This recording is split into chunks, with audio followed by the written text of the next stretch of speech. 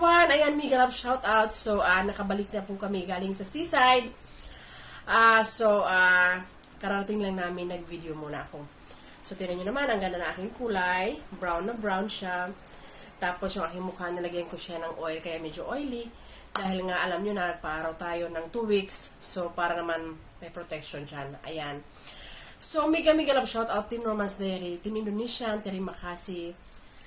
Thank you, Norman, noong Wednesday na talagang pinasugod mo yung premiere ko kahit nakalimutan ko. Maraming salamat. So, for today's video, i-share ko sa inyo ang tanong ng ating kababayan. Napakaganda kasi first time ko itong na-receive na ganitong tanong. Ang tanong niya, dahil daw papunta na siya dito 2 to 3 weeks sa Romania, ay kung safe daw ba ang Romania in general. So, alam nyo, kabayan, alam mo, bago kasi ako pumunta ng Romania, gali ako ng Singapore at Dubai. Doon, hindi ko naranasan ang buhay na hinahanap ko. I mean, sa mga bansa na ito na napuntahan ko, sa Singapore at Dubai, yung buhay na talagang katulong ka lang. Yun talaga ang mararamdaman mo doon. Kasi, panahon ko, once a day lang yung off, tapos, hindi pa masyadong mga experience, masyadong maganda ang experience sa mga amo.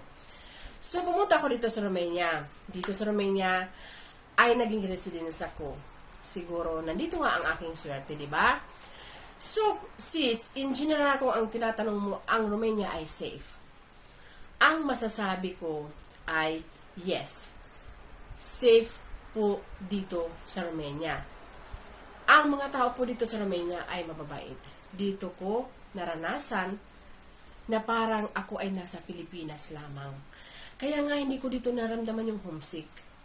Kasi dito ang mga tao is open-minded. Ibig sabihin, magagawa mo ang gusto mong gawin kasi naiintindihan nila. Pagkatulong ka dito sa Romania, makakagamit ka ng phone, makakasuot ka ng damit na gusto mo, makakapagluto ka sa pagkain na gusto mo. Diba? Pagdating sa mga amo, napaka-safe po kasi naiintindihan tayo nila. Pagdating naman sa kalsada, pag halimbawang off natin, magpa-part-time tayo, may pupuntahan tayo, magsisimba tayo, iabot tayo ng gabi. Ang Romania po ay napaka-safe. Less krimen po dito sa Romania. Siyempre, hindi natin may iwasan. Alam niyo naman, may mga part din na medyo delikado. So, tayo na lang po ang iiwas. Kasi kahit din ako, ilang taon ako dito, hindi pa ako nakapunta sa lugar na yon, hindi ko na lang i-mention, sasabihin ko na lang sa'yo sa messenger, di ba? May mga tao din, siyempre, na delikado. Pero, sabi ko nga, sasabihin ko sa'yo sa messenger kung anong klaseng tao yun. Pero hindi mo yan mararanasan dito sa city. I mean, sa mismong syudad ng Romania. So, wag kang mag-alala sis, panatag mo ang kalooban mo kasi dito sa Romania ay safe na safe ka. At safe na safe ang bansang ito.